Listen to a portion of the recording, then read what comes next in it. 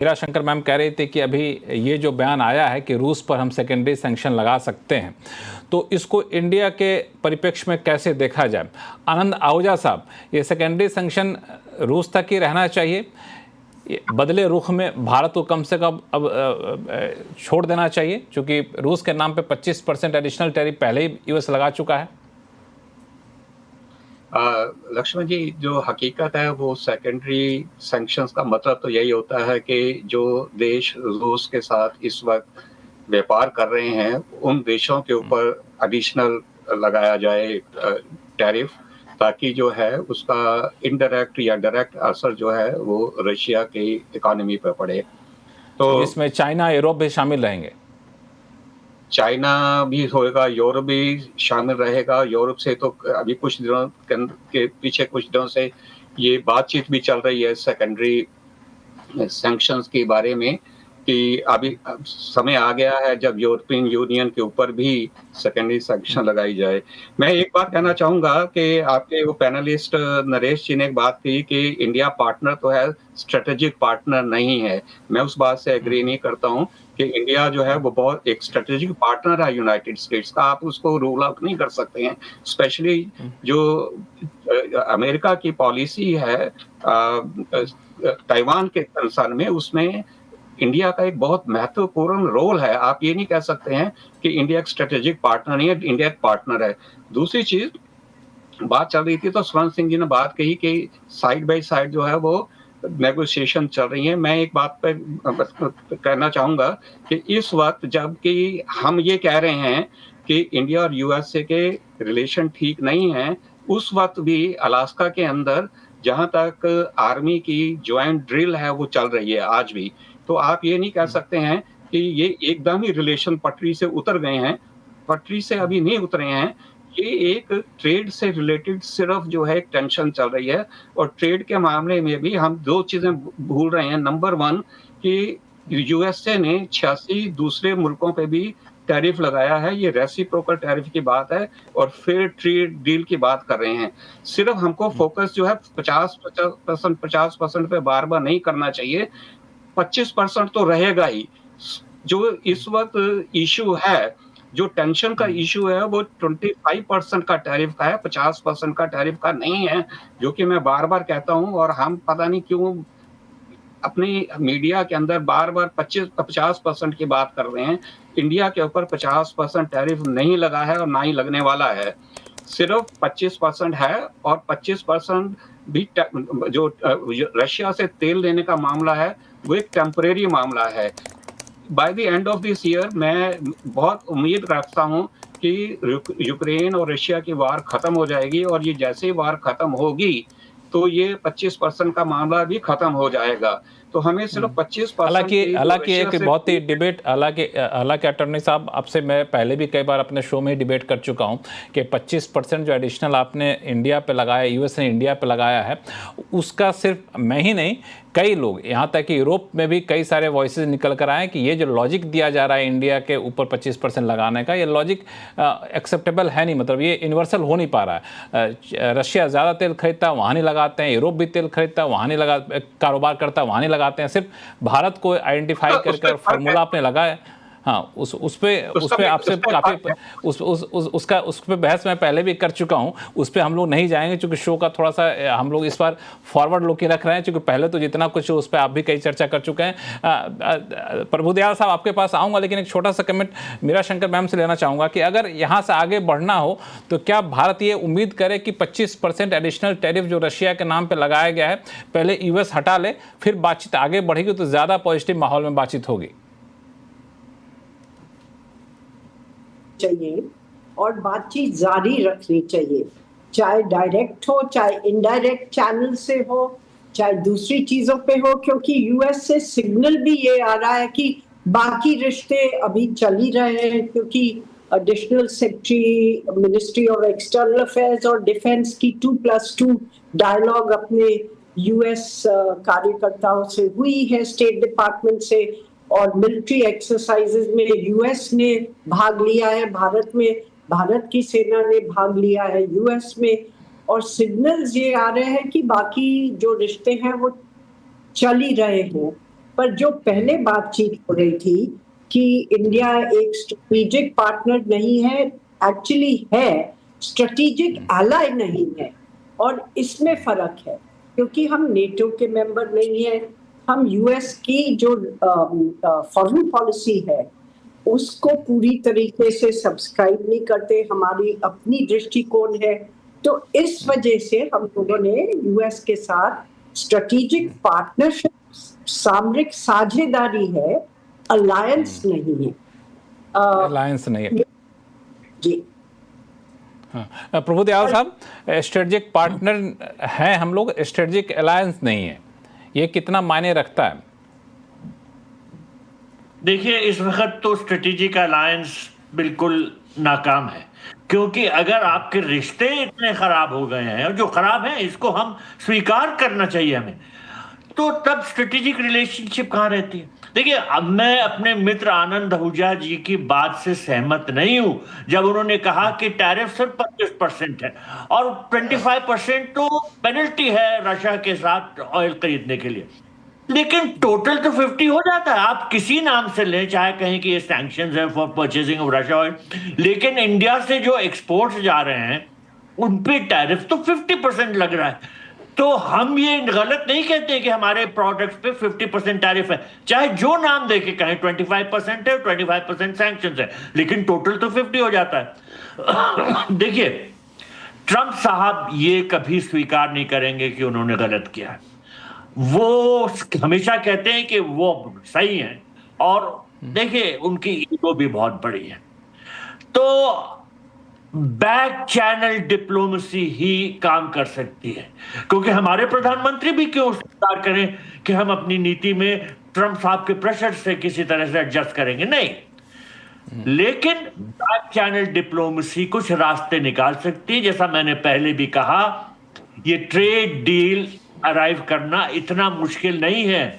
Season diplomat जैसे ambassador Meera Shankar हैं, इनको इन्वॉल्व कीजिए, बैक चैनल डिप्लोमेसी में कोई रास्ता निकाला जा सकता है। जैसा मैंने कहा था कि कुछ कंसेशंस दे, चाहे सोयाबीन ऑयल के परचेज, कॉर्न ऑयल परचेज जो हम बहुत बड़ी मात्रा में इंपोर्ट करते हैं, डेयरी प्रोडक्ट्स हम अमेरिका से नहीं इंपोर्ट कर सकते क्योंकि यहाँ एनिमल फीड में अक्सर ये एनिमल प्रोडक्ट्स में लाए जाते हैं, बोन फीड वगैरह, तो वो हिंदुस्तान में स्वीकार नहीं किए जाएंगे। हमारे रिलीजियस सेंटिमेंट्स उसमें इन्वॉल्व है, लेकिन कुछ कंसेशंस करें। और ये ट्रेड डील अगर अराइव होने का आता है तो आप देखेंगे कि ट्रंप साहब के जो रुख हैं वो बदल जाएंगे। वैसे भी वो बहुत कंसिस्टेंट नहीं, आज कुछ कहते, लेकिन ये है, लेकिन एक जो इम्पोर्टेंट पॉइंट या फिर कहें कि एक सबसे बड़ी सबक जो हम लोगों ने देखा है, यहाँ पे सीखा है, वो ये है कि मान लिया जाए ट्रेड डील हो भी जाता है, संबंध वापस से पटरी पर आ भी जाता है नरेश कौशिक साहब, तो इसके बावजूद अब भारत को एक सबक मिला है, ये कहना सही होगा कि हमेशा से एक कॉन्शियस आपको रहना पड़ेगा कि यूएस कभी भी इस तरह की हरकतें कर सकता है। बात का जरा जवाब देना चाहता हूं, माफ कीजिए। एक तो मेरा असल में इशारा वो ट्रीटी पार्टनर की तरफ था, क्योंकि भारत कोई ट्रीटी पार्टनर नहीं है नेटो की तरह से, जैसे जापान है, दक्षिण कोरिया है, जापान या ऑस्ट्रेलिया है, या यूरोप के जो देश है। भारत के साथ रिश्ता उसका अलग तरह का, सो स्ट्रेटेजिक आप उस तरह से कह सकते हैं, लेकिन हम ट्रीटी पार्टनर नहीं है, एक बात। दूसरी बात, इन्होंने कहा कि 25% तो टैरिफ रहेगा। अरे क्यों रहेगा भाई 25%? आपने जितने आपके सहयोगी देश हैं, किसी पर आपने 25% नहीं लगाया। जापान पर आपने 15% लगाया, यूरोप पर आपने 15% लगाया, ब्रिटेन पर आपने 10% लगाया, वियतनाम पर आपने 20% लगाया, इवन पाकिस्तान पर 19%। तो हम क्यों 25% एक्सेप्ट करें भाई? तो मुझे लगता है कि ये भारत के साथ में ज्यादती होगी अगर ये 25% पर करते हैं। लेकिन मुझे ऐसा लगता है कि बातचीत चल रही है और पीयूष गोयल जी किसी ना किसी उसमें हल जरूर निकालेंगे। आनंद आहूजा साहब को जोड़ना चाहते हैं। तो देखिए, जो आप ये भूल रहे हैं कि जो 19% लग रहा है, 15% लग रहा है, रेसिप्रोकल है। आप यूएस, आप कोई टैरिफ ना लगाइए, हम भी आप पे कोई टैरिफ नहीं लगाएंगे। आप 0 लगाइए, हम भी 0। आप 10 लगाइए, हम 10 लगाएंगे। आप 25 लगाएंगे, हम 25 लगाएंगे। ये तो रेसिप्रोकल टैरिफ की बात हो रही है। आपने जो एग्जांपल दिए, पाकिस्तान पे 19 है, ब्राजील के ऊपर इतना है, उसके ऊपर इतना है, तो सब रेसिप्रोकल है साहब। नहीं, ये रेसिप्रोकल इस तरह से नहीं है। ये तो सारे ट्रेड एक्सपर्ट इस बात को कह चुके हैं कि ये टैरिफ जो है, जो बहुत ही अफ्रीका के देश कुछ ऐसे हैं जिसमें 40% आपने लगा दिया, वो कैसे आप उस तरह से नहीं ये होता है रेसिप्रोकल। ये सारा इस तरह से नहीं होता। भारत तो कुछ चीजों में तो भारत 0% टैरिफ पर तैयार हो रहा था। ये तो सारा एग्रीकल्चर। तो हम भी 0 लगाएंगे। आप 0 लगाइए, हम भी 0 लगाएंगे ना सर। आप 0 लगाइए, हम भी 0 लगाएंगे। हम तो कहते हैं होना ही चाहिए टैरिफ। जी, ये तो खैर दूसरी बहस है। और जो है ये देखिए इस तरह से नरेश कौशिक जी अपनी बात पूरी करिए। हाँ जी, मैं जो बात कह रहा हूं कि ये जो है ट्रंप ये कहते हैं कि टैरिफ्स उनकी डिक्शनरी में सबसे महत्वपूर्ण, इसे ब्यूटीफुल वर्ड वो कहते हैं, इससे सुंदर वाक्य। और ये 1980 से ये बात कर रहे हैं टैरिफ्स की।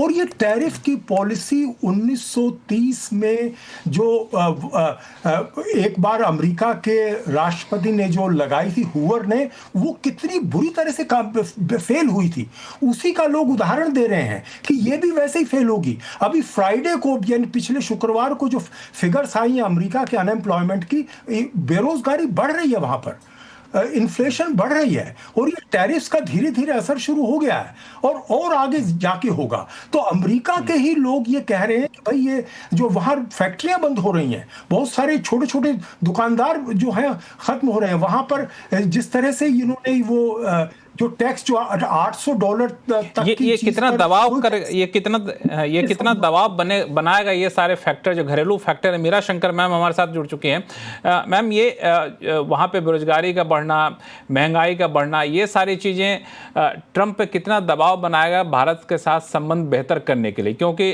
जब ट्रंप दूसरी बार चुनाव लड़ रहे थे तो भारत डायस्पोरा के जो लोग वहाँ पे थे उन्होंने काफ़ी समर्थन भी किया था, और अब स्थिति इस हद तक पहुँच चुकी है।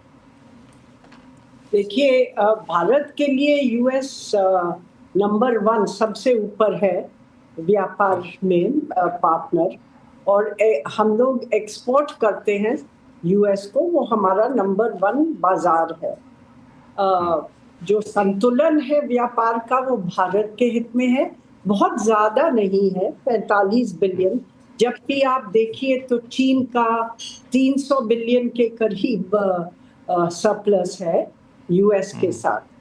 तो एक तरीके से भारत के ऊपर इतने भारी टैरिफ लगाने से, न तो जो ट्रम्प कहते हैं टैरिफ लगा रहे हैं ताकि मैन्युफैक्चरिंग वापस यूएस में आए, और जो यूएस की अर्थव्यवस्था में समस्याएं आई हैं वो हल हो, वो तो इससे नहीं होगी, क्योंकि भारत उनका 10वां ट्रेडिंग पार्टनर है।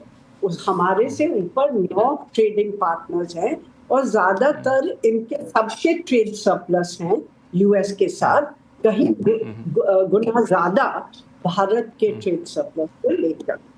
जो सर्विसेज ट्रेड है दोनों देशों के बीच में, वो तो करीब करीब संतुलित है, क्योंकि $3 बिलियन का सरप्लस है इंडिया के हित में। कुल मिला के सर्विसेज और गुड्स में 45 बिलियन का है। तो इससे कोई प्रभाव तो पड़ेगा नहीं, मुझे लगता है, यूएस की अर्थव्यवस्था पे। पर बाकी दुनिया में भी उन्होंने टैरिफ्स लगाए हैं, तो इसका तो प्रभाव पड़ेगा, एकदम से नहीं पड़ेगा, क्योंकि कई देशों ने बहुत पहले ज्यादा माल भेज दिया है यूएस को, जो वेयर हाउसेज में अभी रखा है। तो 1-2 महीने तो टल जाएंगे, पर उसके बाद इसका प्रभाव पड़ेगा।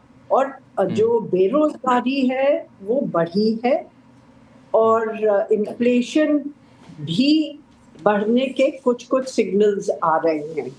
तो एक तो ये, जब अर्थव्यवस्था बिगड़ेगी 2-3 महीने बाद, जो सब आर्थिक एक्सपर्ट्स कह रहे हैं ऐसा ही होगा, तब ट्रंप साहब पे दबाव पड़ेगा।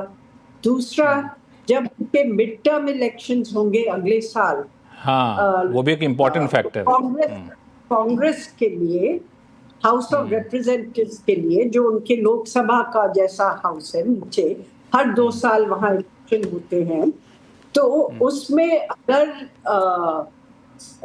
पलट जाए और डेमोक्रेट्स जीत रहे उस हाउस को, तो एक और माहौल खड़ा हो जाएगा, क्योंकि ट्रम्प अपना जो कमजोर ये ऐसे मनमानी कर रहे हैं वो नहीं कर पाएंगे।